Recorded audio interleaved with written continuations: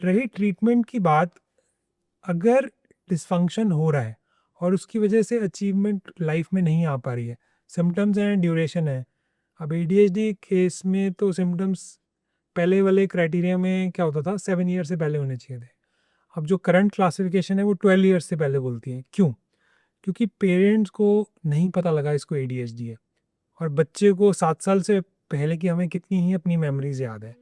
But जब हम 12 years के होते हैं, we are in around 6th or 7th standard. Yeah. So many people remember from their school time when they are in 20s and 40s कि school में भी मुझे ये दिक्कत होती थी कि जब क्लास में टीचर पढ़ाती थी तो मेरा ध्यान इधर उधर जाता था। So they are able to understand, and because of that मेरे उतने अच्छे नंबर नहीं आते थे जितने मैं चाहता था। तो जिनको डिसफंक्शन हो रहा है उनको तो ट्रीटमेंट की ज़रूरत है, जिनको मेडल्स मिल रहे हैं उनको ज़रूरत नहीं है। बट माइकल फिलिप्स के केस में भी क्या हुआ, when he stopped Olympics he went into cannabis, he went into rehab. तो उन्होंने भी माल फूका और उसके बाद उनको भी रिहैब जाना पड़ा। तो he had the positive aspect of ADHD, he also had the negative aspect of ADHD. Then he again came into the Olympics and then again he he got won दिस। the तो इसमें क्या होना चाहिए, awareness इसकी कि आपको पता होना चाहिए कि आपको क्या है, and of then you course। Can take corrective action देखिए, वेदर पॉजिटिव और नेगेटिव। जब आपको पता है कि आपको एडीएचडी है तो आप उसको मैनेज करेंगे। जब आपको पता ही नहीं है क्या है, तो ह्यूमन क्या करता है, जब भी उसमें कोई कमी होती है उसके इमोशनली 3 रिएक्शन होते हैं: एंग्जाइटी, घबराहट होती है, उदासी, या मिसबिहेवियर।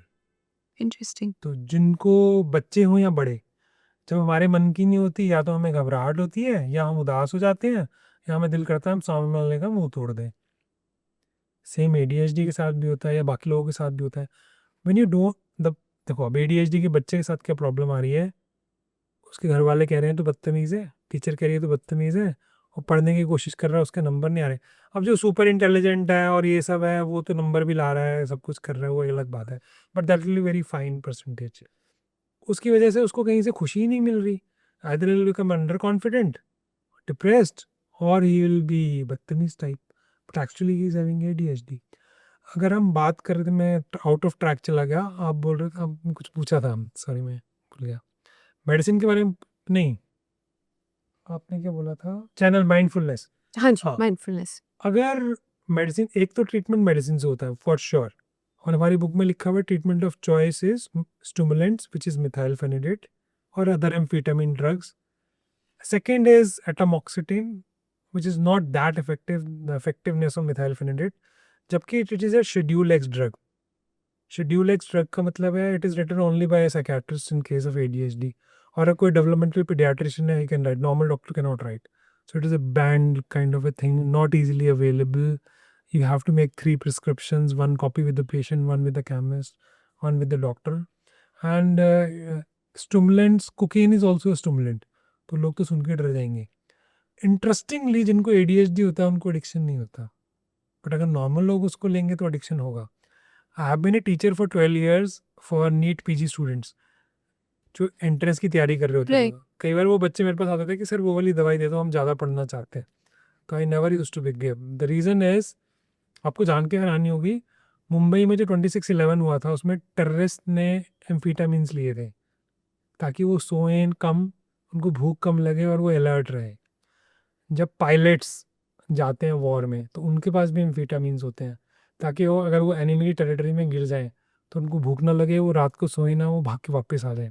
बट इसका साइड इफेक्ट भी होता है, इट कैन कॉज साइकोसिस ऑल्सो, या पागलपन। वाओ। तो it is interesting drug, but interestingly जिनको एडीएचडी होता है उनको एडिक्शन नहीं होता, मैंने रियल लाइफ में भी देखा है। और 6 साल के बच्चों को ये मेडिसिन दे सकते हैं। नॉर्मली 12 से 40 साल की उम्र में, सॉरी 12 से 20 साल की उम्र में जिन्होंने ठीक होना होता है वो ठीक हो जाते हैं, उनकी दवाई बंद हो जाती है। बाकी जिनकी नहीं बंद होती वो लाइफ लॉन्ग चलेगी, वो लेना चाहते हैं नहीं लेना चाहते, उनकी अपनी चॉइस है। रही बात माइंडफुलनेस की, एक्सरसाइज करने की, ये सब चीज़ें हेल्प करती हैं, बट 100% गायब कर देंगी ऐसा नहीं होगा। बट अगर कोई बच्चा एडीएचडी वाला है, वो रात को लेट जगता है, जंक फूड खाता है, सारे ऊट पटांग काम करता है, तो ज़्यादा प्रॉब्लम आएगी।